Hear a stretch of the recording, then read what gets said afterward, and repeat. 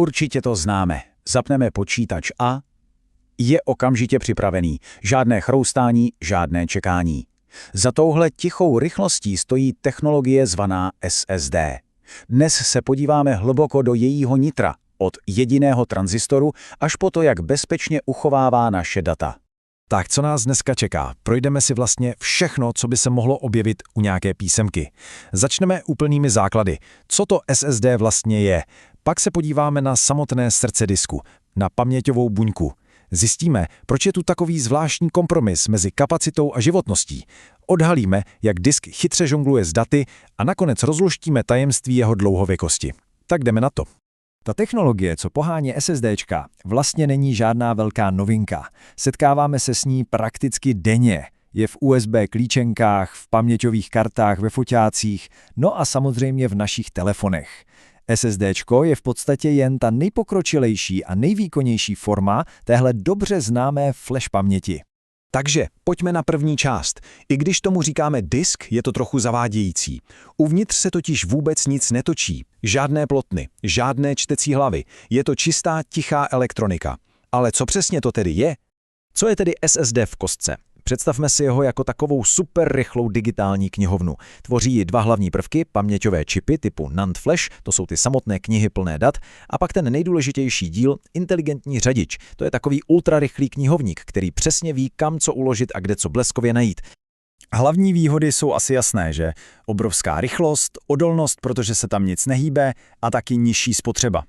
Ale, a to je důležité, je tu jedna zásadní nevýhoda, která definuje celou tuhle technologii. Každá paměťová buňka se dá přepsat jen omezeněkrát a právě s touhle potíží si celá technologie musí nějak poradit. Tak a teď se ponoříme úplně na dno. Na tu mikroskopickou úroveň. Na ten základní stavební kámen, který uchovává každý jednotlivý bit našich dat. A není to nic jiného než speciálně upravený tranzistor. Tenhle speciální tranzistor má v sobě takovou vychytávku, elektricky izolovanou vrstvu, které se říká floating gate neboli plovoucí brána. Představme si ji jako takovou miniaturní pastičku na elektrony. A právě tím, jestli v téhle pasti elektrony jsou nebo nejsou, se ukládá informace. Tak se na to podívejme. První stav, ta plovoucí brána je prázdná. Když tranzistor dostane signál, aby se sepnul, nic mu nebrání v cestě a proud může volně protékat. A přesně tenhle stav, kdy proud teče, si digitálně představujeme jako binární jedničku. No a teď ten druhý stav. Do plovoucí brány jsme teď natlačili, prostě uvěznili elektrony. Jejich záporný náboj vytvoří takové elektrické pole, které funguje jako neprostupná bariéra. I když přijde signál k sepnutí, proud prostě neprojde. A tenhle zablokovaný stav, to je pro nás binární nula. A v tom je vlastně celé to kouzlo. Tohle je to, co si z toho musíme odnést. Přítomnost elektronů v pasti znamená nulu, jejich nepřítomnost jedničku. Tenhle elegantní princip proud teče nebo neteče je absolutním základem všeho ukládání dat na SSD. Jasně, uložit jeden bit na jednu buňku, to je jednoduché a spolehlivé. Jenže výrobci chtějí do stejného prostoru nacpat data co nejvíc. A to sebou samozřejmě nese nějaké kompromisy. Existují různé typy buněk. Ta základní je SLC, Single Level Cell. Ta funguje jako obyčejný vypínač. Buď je nabito, nebo vybito. Jeden bit. Ale pak přichází MLC a TLC, které do jedné buňky vměstnají 2 nebo dokonce 3 bity. A jak? No, místo vypínače fungují spíš jako stmívač. Nerozlišují jen zapnuto, vypnuto, ale několik jemných úrovní náboje. A tady přesně vidíme tu daň za vyšší kapacitu. Podívejte se na ten brutální rozdíl v té tabulce.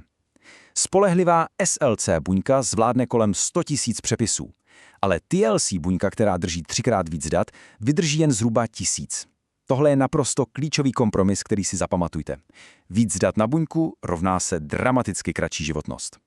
A tenhle obrázek skvěle ukazuje, proč to tak je.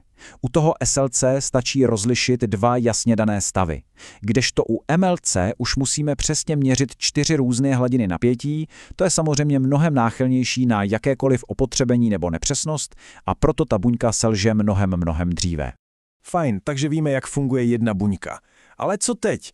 Jak se spravují miliardy těchto buněk najednou? No a tady právě přichází na scénu ten mozek celého SSD a to je řadič. Paměť si nesmíme představovat jako nějaký neuspořádaný pytel buněk. Má to přísnou hierarchii. Základem jsou buňky. Ty se skládají do stránek. To je nejmenší jednotka, kterou můžeme číst nebo na ní zapisovat. A stránky se pak seskupují do bloků. A teď to nejdůležitější, co je potřeba si pamatovat. Zatímco zapisovat můžeme po těch malých stránkách, mazat musíme vždycky jen po obrovských blocích. A v tom je ten zásadní háček, ta zvláštnost NAND paměti. Představme si, že chceme v knize opravit jediné slovo.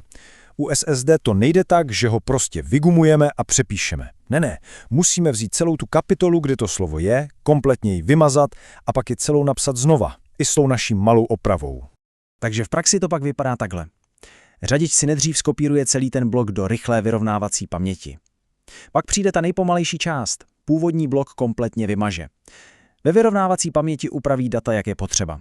No a nakonec ten celý teď už upravený blok zapíše zpátky. Je to taková operace přesuň, smaž, uprav, vrať, což je o dost složitější než u starých disků. Aby se tohle všechno trochu zrychlilo, existuje příkaz trim.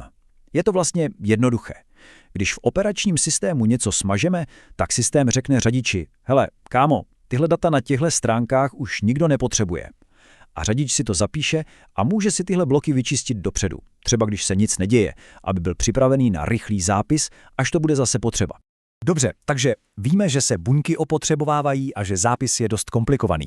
Jak je teda sakra možné, že ty SSD disky v praxi fungují tak skvěle a spolehlivě? Odpověď leží v několika fakt chytrých technologiích. Tak si jenom rychle připomeňme, proč se ty buňky vůbec opotřebovávají. Pokaždé, když zapisujeme nebo mažeme, elektrony musí projít tou izolační vrstvou a tenhle proces ji fyzicky poškozuje. Je to jako kdyby se neustále chodilo po jednom místě na trávníku. Nakonec se ten trávník prostě vyšlape a buňka přestane držet náboj spolehlivě. Jak proti tomu řadič bojuje? No, má na to dvě hlavní zbraně. První je takzvaný wear leveling, neboli rozkládání zátěže. Řadič aktivně sleduje opotřebení a inteligentně přesouvá zápisy tak, aby se všechny buňky opotřebovaly rovnoměrně. Představme si to jako rotaci plodin na poli. A druhá zbraň je overprovisioning. To je vlastně skrytá rezerva, taková lavička náhradníků. Každý SSD má ve skutečnosti víc paměti, než se hlásí. A z téhle rezervy řadič bere nové buňky, aby nahradil ty, které už selhaly. Což nás přivádí k té poslední a asi nejdůležitější otázce. Když teď víme o všech těchto limitech, máme se reálně bát, že nám ten SSD disk jednoho dne prostě umře? Pro naprostou drtivou většinu z nás je odpověď jednoznačné ne. Díky těmhle inteligentním řadičům, které fungují jako neúnavní manažeři, je životnost moderních SSDček taková, že ten počítač nebo notebook morálně zastará mnohem dřív, než se ten disk vůbec unaví. Takže i když je ta technologie uvnitř neskutečně složitá a bojuje s fyzikálními limity, v praxi je to prostě elegantně vyřešený problém. A ta tichá rychlost v našich počítačích je výsledkem desetiletí neuvěřitelně chytrého inženýrství.